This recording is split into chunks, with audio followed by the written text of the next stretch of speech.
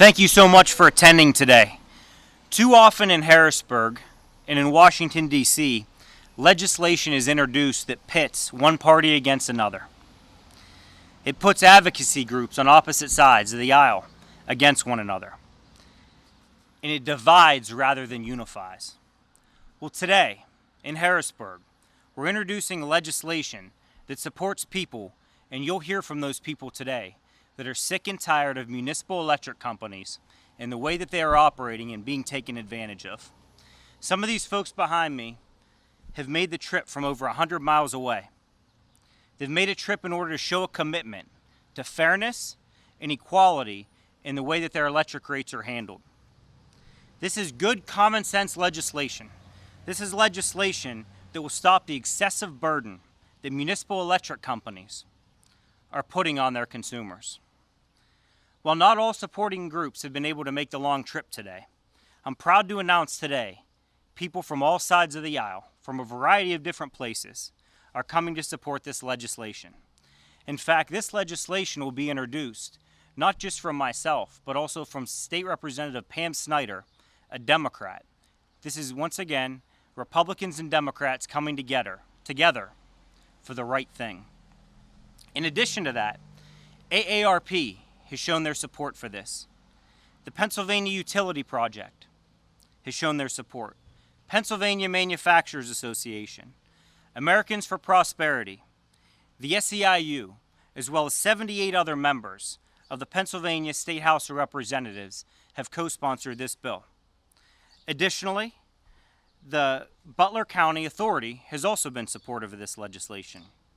Today you'll hear from additional tenants, you'll hear from business owners, and you'll hear from landlords to talk about how this impacts them directly. Additionally, State Representative Jim Christiana behind me, current United States Senate candidate, has stepped up and is supporting this legislation. Our legislation has two primary components to it. Number one, 35 boroughs across the Commonwealth are using government-owned monopolized electric companies to inappropriately gouge their customers. Our bill puts an end to that practice, stating that they must operate similar to sewer and water authorities by not excessively charging their customers and making a profit on the backs of residents. Many of these municipalities are treating their customers that don't choose their service, but are mandated to use their electric company in this terrible manner. This legislation puts restrictions similar to that of the PUC on areas such as security deposits, payment agreements, winter termination electric, and medical terminations as well.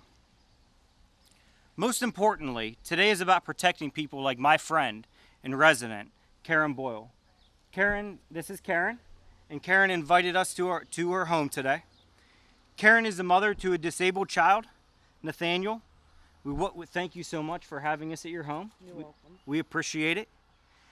Today we're fighting for Karen. The folks behind us, we're fighting for Karen and those Karens across the other 35 municipalities that are taken advantage of by members of the Pennsylvania Municipal Electric Association. Karen is the reason that I and every other person up here behind me is standing up and taking a fight to right this wrong. I'd like to introduce some people, and I know Karen would like to say a couple words first to talk about what this has actually meant to her and the impact that it's had. Karen, go ahead. Hi. The electric's just been too much during the summer months. I mean, I'm paying half my rent, and every month I got to fear if my electric's going to be turned off. And here I got a handicapped son that needs electric. I need to blend his food. I need heat. I need air. And it's never the same thing. It can go from $200 to $300, and we just need some help here. And, you know, just think of us citizens. I moved here from Long Island, New York, to better my life, and sometimes I regret it because of the electric bills. I don't have to fear of my water, my gas, but my electric, they'll be ready to turn me off in 10 days after the bill. But thank you for hearing me out. Thank you so much, Karen. We appreciate you coming out. Additionally, Pete Schmidt is here from the SEIU. Pete, I know you had a couple words to say, if you could. I do. Good afternoon. My name is Pete Schmidt. I'm a field rep for SEIU Local 32 BJ. We're a union representing over 165,000 property service workers, including janitors, custodial, security officers, food service workers, and the like, all the way from Manhattan, which is near Long Island, kind of, down to Miami. I am here today to represent our Vice President, Gabe Morgan, who could not be here. Today, corporate welfare is commonplace and wages are largely stagnant. We must raise wages and standards for all workers. To do this, we must strengthen worker voices on the job and in their communities to build a more equitable society. For these reasons, we are thankful for the opportunity to partner with lawmakers that put people first, not profits. That's why we're here to applaud and support Representative Bernstine and also Representative Pam Snyder for their bipartisan bill to regulate municipal electric companies. This bill is good for working families. It regulates the industry. Try to make sure members of the community can budget for their utilities, not pay 100 or 200% more than what they consume. Thank you for inviting us to stand with you, Representative Bernstine. We look forward to continuing to improve Pennsylvania for all working families. Thank you. Thank you, Pete. I appreciate the great comments. Additionally, Beth Ann Mumford is here from Americans for Prosperity. Thank you. And I'm going to try to talk fast so I can avoid getting a parking ticket, it looks like. Thank you, Representative, for having us here. I'm Beth Ann Mumford with Americans for Prosperity, Pennsylvania. We are a grassroots organization dedicated to empowering citizens to fight for a free society. And in a free society, residents would have much more transparency and accountability when it comes to their electric bill. So we support this legislation, making sure that there's a process in place for residents like Karen and others to be able to plan their family budget, to know what to expect when that bill shows up, and to be able to hold their lawmakers accountable for that bill that comes in the mail. We look forward to working with you, with the representative and others in Harrisburg to see this bill pass. Thank you.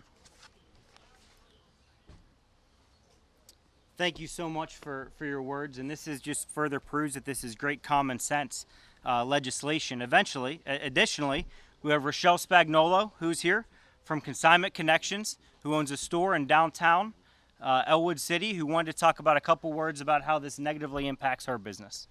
Rochelle? Thanks, Aaron. Thank you. Thank you. So I own Consignment Connections here in Ellwood. I'm not only a business owner here in town, but I'm also a resident.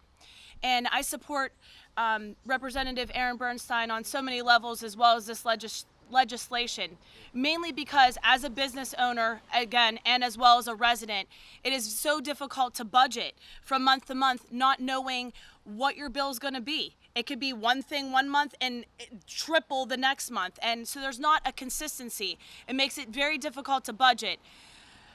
It makes me question, do you stay in here in Ellwood? And as much as I want to say yes, obviously I support local businesses, as I am also a local business owner, but it makes it difficult to try to encourage others to come to Ellwood to build businesses here when the electric rates are such a huge part of utilities, and it makes it difficult to know whether you're going to make it. So that's what I have to say. Thank you, Aaron, for having me speak too. Thank you so much, Rochelle.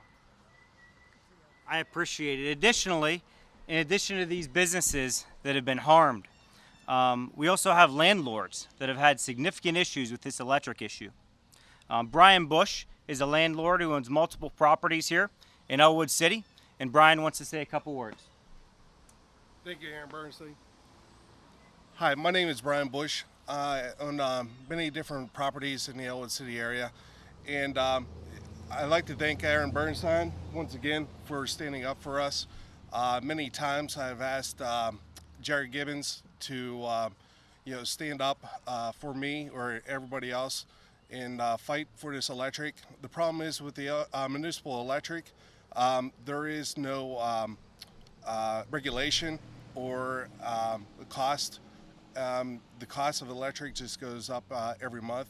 As you can see, the check that is given every year to the general fund. It's $1,450,000 that is transferred every year, and those things got to stop because my tenants, myself, we just can't budget on how the cost of electric is. So municipal electric needs some regulated, and it just needs some rules and regulations. Thank you again. Thank you, Brian. I appreciate it. Thank you. The Ellwood City Hospital has also expressed their support for this legislation. Unfortunately, they weren't able to make it today, as well as the AARP. They also had another commitment. I wanted to finish up with, and then I'd be happy to take some of your questions, with State Representative and current United States Senate candidate, Representative Jim Christiana. Oh, thank you. Thank you. I'm here today to obviously express my support and gratitude to Representative Bernstine for his leadership. We need more elected officials that take the same approach that Aaron has taken, which is to not only identify a problem, but to propose a solution to the problem and then work tirelessly to help get that solution implemented for the benefit of his constituents by bringing together Republicans and Democrats, but interest groups that typically don't see eye to eye on a lot of public policy issues, and bring them together in the name of solving a problem. I think we need more elected officials who focus on where we agree and not continually focus on where we disagree. Aaron has been a breath of fresh air in Harrisburg in his short time because he continues to focus on areas where we agree and find solutions to problems that are affecting our residents. One of the biggest problems facing our residents is the cost of electricity and the unpredictable nature of what's going on here and in other boroughs is tremendously burdensome to families. And by the way, it's hard enough for families to make ends meet, to provide for a family. The last thing our constituents need is to be fighting their local government and to be fighting policies that are a tremendous drain on their checkbook and their family budget, and provides absolutely no predictability for businesses. One thing we hear from businesses all the time is that predictability is one of the most important factors to whether they stay in a particular location or whether they grow their business. And I think the evidence is pretty clear here that this type of behavior, this type of public policy, and a lack of regulation has caused many businesses to be frustrated and many homeowners to be lying awake at night whether or not they can make ends meet. So I'm thankful that Aaron has invited me here, but most of all, I'm thankful for his leadership and his commitment to solving this problem in such a short amount of time and being in Harrisburg. So thank you. Thank you very much, Jim.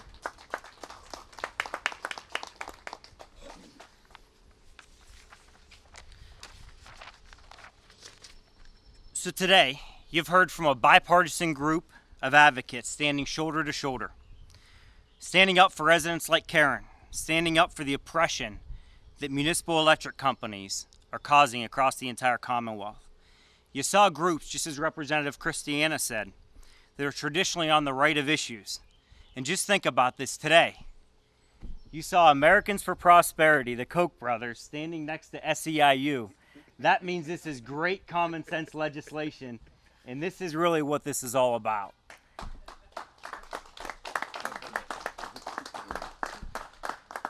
So I'm happy to take your questions, and I'm happy to answer any questions that you may have, starting with the media folks, and we can go from there.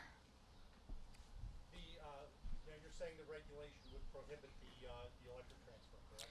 Yeah, that's correct. So I'll clarify that a little bit for you. So last year, roughly, $1,450,000 was transferred from the electric fund into the general fund. So only 36 municipalities across the entire Commonwealth of the state of Pennsylvania do that.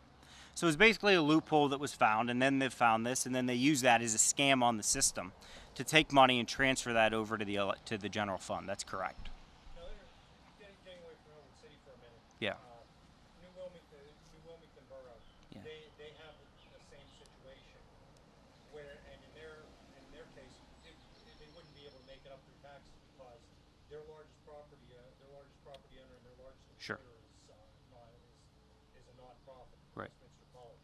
What do you say to somebody like that? Yeah, so without a doubt, right? So boroughs across the Commonwealth need to look at their spending, and we're spending too much money in general at all levels of government. That's first and foremost. The second thing is today, like it or not, the property tax system is the system that's currently in place in order to drive revenue for those boroughs and municipalities. So there's a variety of different things that can happen. But what if they weren't one of those 36 boroughs that would that had that? They would need to find an alternative source, and that would be upon local government to figure that component out.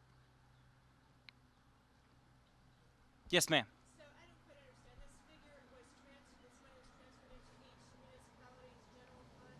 Yeah, good. You're saying there's just a profit, in other words, from your residents. Yeah, great question. So this in particular, which is without a doubt spent for reckless spending here in Ellwood City. In fact, in Ellwood City, in the last 4 years alone, they've had a 67% tax increase that Borough Council has pushed through.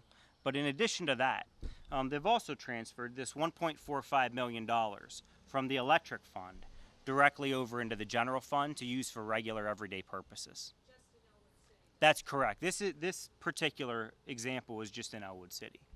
And, you know, the rates are higher, without a doubt, just as the folks back here have said. Karen has to deal with this each and every day. Brian has to deal with this as a landlord. And then Rochelle also has to deal with it from a business perspective. This is really hampering business, and this is what our legislation is going to do in order to fix that. And you're saying that the boroughs have the authority to raise the electric rates as they wish? That's correct. So there's literally no regulation whatsoever upon these boroughs. They're part of an association, PMEA, Pennsylvania Municipal Electric Association. Their website is pmea.us. In fact, just this last week in Harrisburg, they use electric money that came out of the pockets of Brian, money that came out of the pockets of Rochelle, and money that came out of the pockets of Karen. They used that money in order to have a very nice lavish party in Harrisburg. And in that party, they had politicians that came in, they fed them, drank. For some reason, they didn't invite me. I'm not really sure why. But I think we may be able to figure that component out. But this is the type of taxpayer abuse that's really just beyond unacceptable. Other questions? Yes. It says on the board there that Ellwood Municipal is 29.2% higher compared to Penn Power. How does that compare to the rates around the rest of the counties, including the boroughs that do not have such restrictions? I'm sorry, I didn't catch the last part of your question. How does the rate compare to other municipalities where there are no restrictions? Yeah, so I picked Penn Power in what I did not do within there. So actually, if you use supplier choice and went out and selected your supplier, it's in the 34 to 35% range, higher. This is just saying you go with the standard, typical, not going out and selecting your supplier situation. Okay, that's what they've done here, and you know it's a higher rate, and these are things that regular people just can't afford. And what is that per what? $119.23 per what? Yeah, I'm sorry. So this is based on a bill of 1,000 kilowatt hours, which is fairly typical for a general house. Sorry, I didn't see. No, that's okay. I don't have my glasses on either, so we're good. Any other questions? Great. Well, here's what I would share with you. I thank you so much, and I couldn't be more thankful for the trip and the time that these folks took out of their busy day to do that, as well as we have several concerned citizens here that took time out of their day in order to come out and fight against this oppression. We are going to continue to work very hard on this. I've spoken to the chairwoman of the local government committee, which is where this will ultimately fall. She's agreed to have a committee hearing on it. We have about 79 at this point. We have 79 people, members of the House of Representatives, that not just said they were going to support it, but they co-sponsored this bill, which means they will both support and advocate and work hard to get this passed. We're continuing to work hard with the groups behind me, and I know that each of you are committed to gather more support for this legislation. So I thank you so much, and thank you so much for coming out. God bless you. Thank you.